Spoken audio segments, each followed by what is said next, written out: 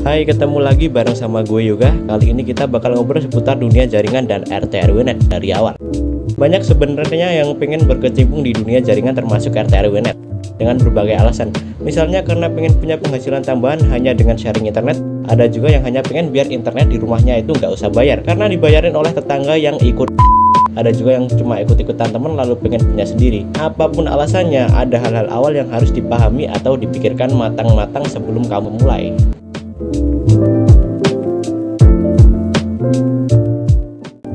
Untuk mulai membangun jaringan RT/RW-net, teman-teman harus paham dulu setidaknya seputar jaringan dasar.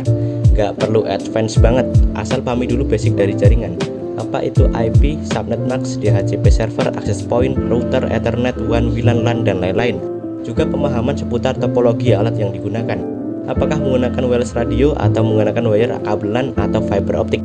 Tanpa kita paham seputar jaringan dasar, sangat sulit kita membangun jaringan, apalagi jika hanya mengandalkan bayar orang dan juga berharap kita duduk manis, tinggal nunggu penghasilan bulanan. Tentu nggak semudah itu bro ya, ada banyak resiko finansial dan juga teknis. Resiko finansial misalnya sudah bayar orang mahal-mahal ternyata tidak sesuai dengan ekspektasi. Misalnya jaringan sering lag, sinyal kurang maksimal, sering disconnect dan lain-lain. Tentu kita bakal ngeluarin banyak duit lagi buat manggil orang, buat benerin tentunya.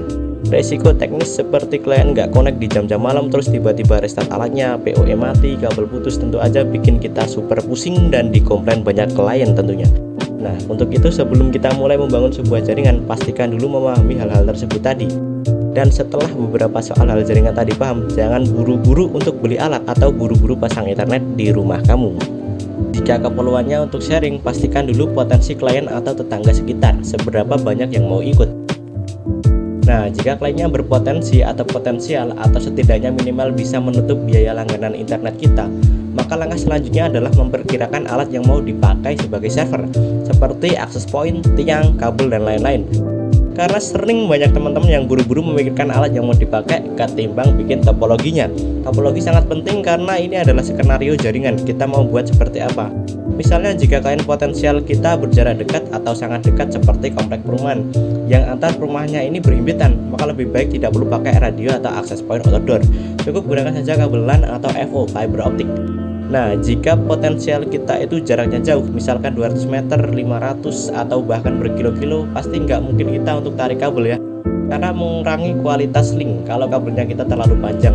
Jadi sesuaikan kebutuhan. Contohnya jika klien hanya berkisar 100 sampai 200 meter melingkar, kita gunakan access point yang omnidirectional atau pancarannya 360 derajat. Karena ini praktis tidak membuat intervensi yang disebabkan banyaknya sinyal wifi yang kita pancarkan. Lalu jika potensi klien hanya searah atau dua arah atau sebarannya tidak rata gitu ya, lebih baik menggunakan access point sektoral atau yang mengarah. Bedanya kita butuh beberapa access point sektoral, kita arahkan khusus ke arah klien yang ada. Misalkan ada 3 klien di arah sana, 2 klien di arah sini, dan 1 klien di arah sana. Kita butuh 3 access point sektoral sesuai dengan keberadaan klien. Nah, dalam pemilihan access point yang perlu diperhatikan juga adalah kebutuhan di lapangan. Apakah dibutuhkan PTMP, point to multipoint, yang berarti satu arah untuk beberapa pelanggan di sana, atau hanya satu point to point yang hanya satu perangkat wireless di sisi klien cuma satu pelanggan. Jadi sesuaikan dengan kebutuhan yang ada di lapangan. Pastikan juga sudut pancarannya atau bandwidthnya. Berapa sudutnya? Ada yang 120, ada yang 30, ada 60 derajat. Nah, ini kita akan sesuaikan dengan kebutuhan di lapangan. Selanjutnya untuk perangkat wireless yang paling penting diperhatikan adalah loss atau line of sight atau terlihat HP klien.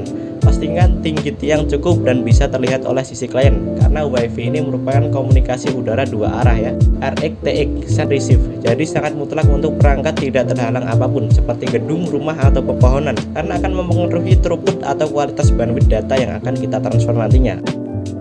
Nah, lalu berapa banyak uang yang dipersiapkan atau modal untuk membuat jaringan RT/RW-net? Hal ini sangat banyak dipertanyakan teman-teman, tapi kita sulit jawab ya, karena modal awal yang kita keluarkan ini berapapun bisa habis, berapapun juga bisa dipakai. Atau untuk mengawali menitis membangun jaringan ini, yang pertama yang paling penting adalah potensi sekitar. Berapa banyak potensi klien yang mau gabung, berapa jarak klien dari rumah kita atau antar klien. Tentukan topologinya yang mau dibangun, pastikan membeli perangkat yang tepat sesuai dengan kebutuhan, mau wireless, pakai kabel, dan Tinggi tiang juga harus diperhatikan, harus loss ya, line of sight terlihat, dan pilih merek alat yang paling efisien dan efektif. Sediakan modal secukupnya dengan kebutuhan topologi jaringan yang mau kamu bangun, dan itu tadi tips-tipsnya untuk membangun atau membuat jaringan RT RW Net. Semoga ada manfaatnya. Kalau teman-teman ada pertanyaan seputar jaringan atau usul tema video selanjutnya, jangan lupa untuk komen-komen di bawah, dan jangan lupa share video ini kalau bermanfaat. Sampai bertemu lagi di video selanjutnya. Gue juga pamit undur diri.